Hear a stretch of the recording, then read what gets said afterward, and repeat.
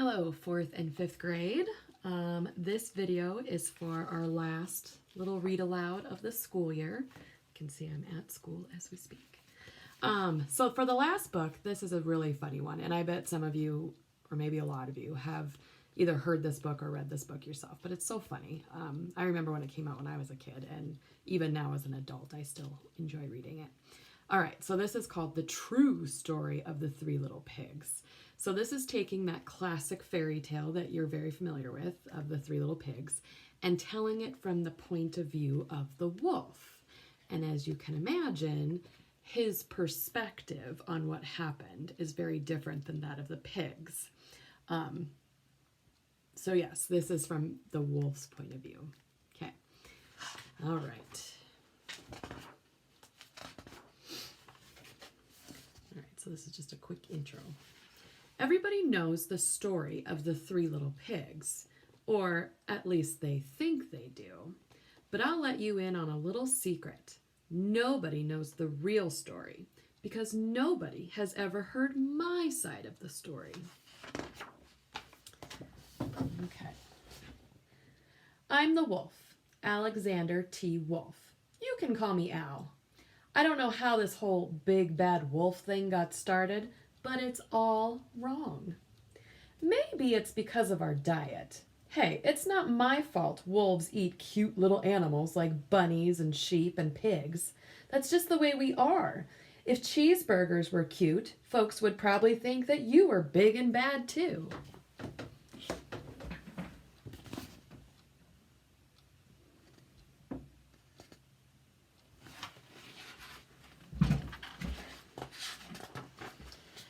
But, like I was saying, the whole big bad wolf thing is all wrong.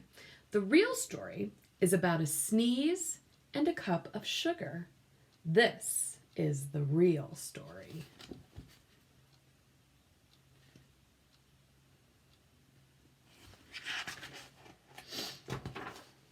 Way back in Once Upon a Time, I was making a birthday cake for my dear old granny.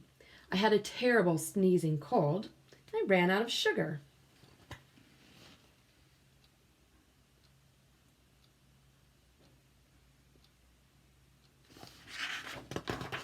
So I walked down the street to ask my neighbor for a cup of sugar.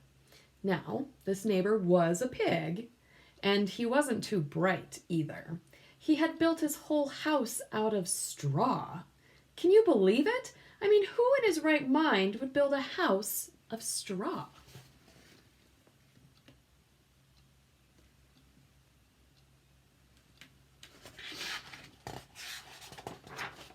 So, of course, the minute I knocked on the door, it fell right in. I didn't want to just walk into someone else's house, so I called, little pig, are you in?" No answer. I was just about to go home without the cup of sugar for my dear old granny's birthday cake. But that's when my nose started to itch. I felt a sneeze coming on. Well, I huffed and I snuffed.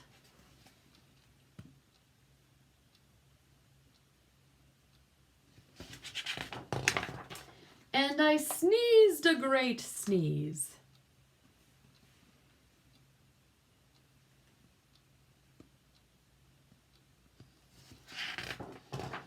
And you know what? That whole darn straw house fell down. And right in the middle of the pile of straw was the first little pig, dead as a doornail. He had been home the whole time. It seemed like a shame to leave a perfectly good ham dinner lying there in the straw, so I ate it up. Think of it as a big cheeseburger just lying there.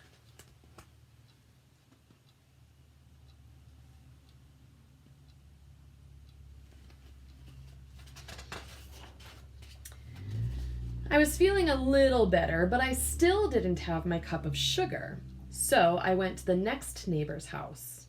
This neighbor was the first little pig's brother. He was a little smarter, but not much. He had built his house of sticks.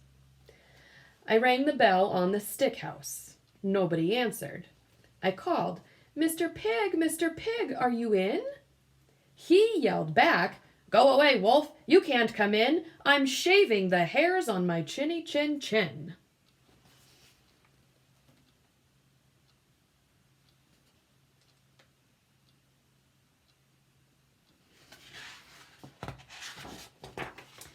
I had just grabbed the doorknob when I felt another sneeze coming on. I huffed and I snuffed and I tried to cover my mouth, but I sneezed a great sneeze. And you're not going to believe it, but this guy's house fell down just like his brother's. When the dust cleared, there was the second little pig, dead as a doornail. Wolf's honor.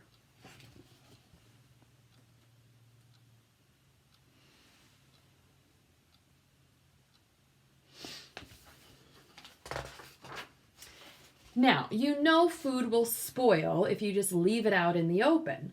So I did the only thing there was to do. I had dinner again. Think of it as a second helping. I was getting awfully full, but my cold was feeling a little better, and I still didn't have that cup of sugar for my dear old granny's birthday cake. So I went to the next house. This guy was the first and second little pig's brother. He must have been the brains of the family. He had built his house of bricks. I knocked on the brick house. No answer. I called, Mr. Pig, are you in?" And do you know what that rude little porker answered? "Get out of here, Wolf. Don't bother me again."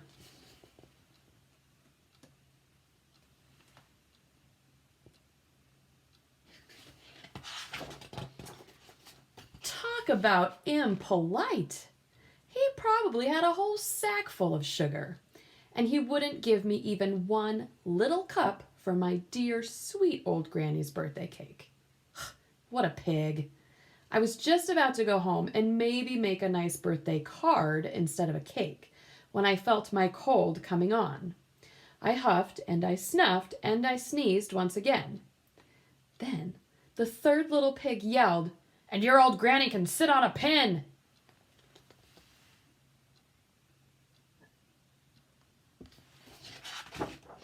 Now, I'm usually a pretty calm fellow, but when somebody talks about my granny like that, I go a little crazy.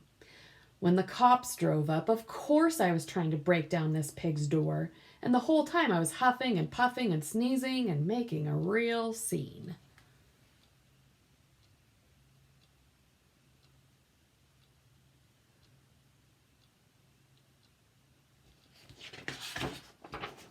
The rest, as they say, is history. The news reporters found out about the two pigs I had for dinner. They figured a sick guy going to borrow a cup of sugar didn't sound very exciting.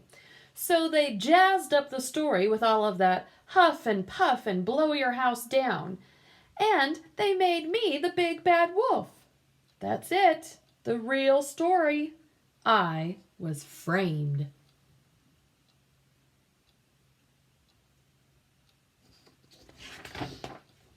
But maybe you could loan me a cup of sugar?